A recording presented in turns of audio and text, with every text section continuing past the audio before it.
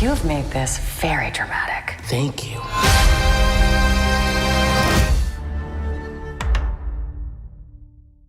Welcome in another episode. We've got a delightful show for you today.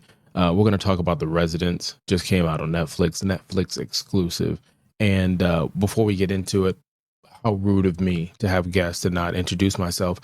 I am the Dad Panther, variety streamer, content creator, master of none, and this is the Critics Collective. Again, we're going to talk about The Residents. All right. So before we get into The Residents, I just want to say, if you're new here, welcome in. Hit the subscribe button, like, comment, and share. The road to 2,000. That's what we're on, and we're very close. And we need each and every one of you before we move the goalposts to the road to 4,000. I don't know. You know, I just work here. You know. Now let's go with first impressions. First impressions. I'm not gonna mistakenly just butcher this person's name, but as soon as I saw it, I was like, I'm in. Anything she's in, I'm in. Then I saw it said Shondaland on it. I'm like, How to Get Away with Murder, Scandal, Grey's Anatomy. Come on now, I'm in. And then I saw the White House was the backdrop, and I said, I'm in again. One of my favorite shows to watch is The West Wing, and I enjoy shows like that, or anything political without being political, anything that shows the inner working of stuff. Again, Scandal kind of bent that line and did that stuff, 24 and other shows like that, The Last Survivor and stuff. So anyways, my impression of this was pretty high. I'm not gonna lie. I didn't get a chance to see the full cast. I didn't watch any trailers, and I knew it was a mini series. I believe there's 8 episodes, each one 45 minutes to nearly an hour. And I checked this out, and I ended up binge watching the whole thing in basically a few days, and I didn't feel like I wasted any time. Now, for this, I'll go into the highs and lows. The lows for this, the only low I have, that this was not done episode by episode. This shouldn't have been a binge watched show. We should have been talking about this show every week, like Solo Leveling. Like if you go back in my day, ER, Living Single, Girlfriends, Friends, some of these shows, we talked about it at school. Then you got older and you had Grey's Anatomy, Scandal, How to Get Away with Murder, some of these other shows. Games of Thrones, we talked about it every week because you had to wait a week. If you missed it and you didn't record it, DVR, TiVo, whatever, you were missing out on it. And I felt like this would have been a great one. I could have seen people trying to figure out who was the suspects, who were involved, and some of the drama that goes in between that has nothing to do with a dead body, just catching bodies, if you know what I'm talking about. And I felt like that was a missed opportunity. The other thing was the marketing. I feel like Netflix and some of these companies, Hulu's another one, where I don't get it. They market the movies or shows that sometimes don't know their audience. And then the ones that are just generally put together well, that probably are going to win awards or open the conversation for more shows like that, those are the ones you got to go find. Like, this is one that I was looking for it when it first came out, I knew where it was, I found it. But if you didn't, you had to go look for it and scroll to find it. Now later on, it crept up in the top 5 of top shows on Netflix, and then maybe that's how you saw it. But I just don't understand how you don't turn it on, and this is one of the top ones that you see.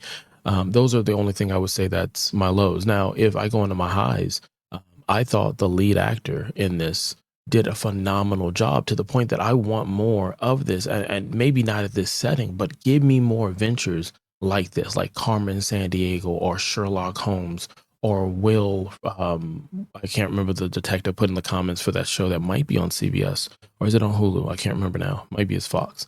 But more of that kind of thing. The cast, I thought everybody on the cast was great. Whether it was a big character or a small character or a cameo, Hugh Jackman, I thought it was great. A great balance that they put this in. The setting had How to Get Away with Murder had some really good settings, but so did Murderers on the Building, which is a more lighthearted version of a murder mystery, but it's 30 minutes for each episode. And for this was longer, and they were able to take more detail, and I appreciate it. I didn't look at my watch and say it was taking too long. The settings were beautiful and put together. I mean, you can't get into the White House to get the setting and the information. They talk to former White House people who put together these rooms, and to go off of memory so that they can give it an authentic thing. I would say for this, the music was good. The drama wasn't too much, but it was just enough to keep you involved. The plot twists and changes I thought were great. And the lighting and makeup to people of color. Like if you're not a person of color, maybe you never noticed it. There's something when you watch and you're like, man, their makeup is all fucked up. There's television shows like you watch the first season of The Neighborhood. When you watch that one, some of the makeup is just off. There's some movies we see on small independent films or whatnot, and the makeup's off on a person of color, you know, someone who's tanned or whatever. And I thought they did an amazing job on everybody's makeup and fashion on this. Like I said, there's not much to the point that it made me say, why can't we get a show like this? Maybe not with the detective, because maybe the detective moves on. Maybe you don't approach it that way, but from the same team with a different crew, because, you know, the White House changes political people. Let's see the inner working. I'm thinking West Wing, but for the people that run it, you know, the people that keep everybody happy and in line and XYZ. So with man, let's go ahead and rate this thing.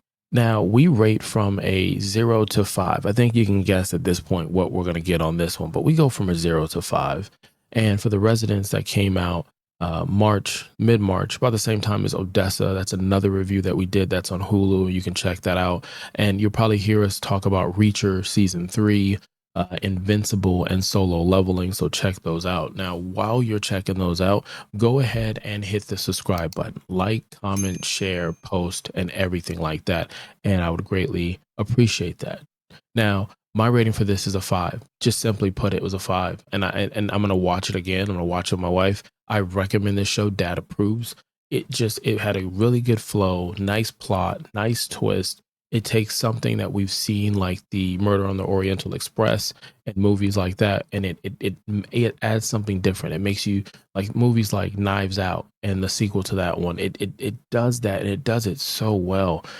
And just like I said, I can't say anything bad about this other than more people should be watching this and checking this out. And Netflix, if you're going to jack up the price and not let me share my password with my friends and family and double check if I'm on the correct Wi-Fi and spend my money on, you know, certain movies that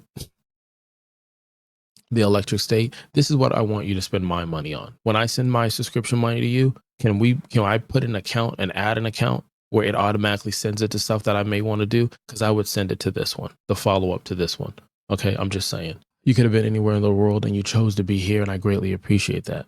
Until next time, kalika-lika-lao.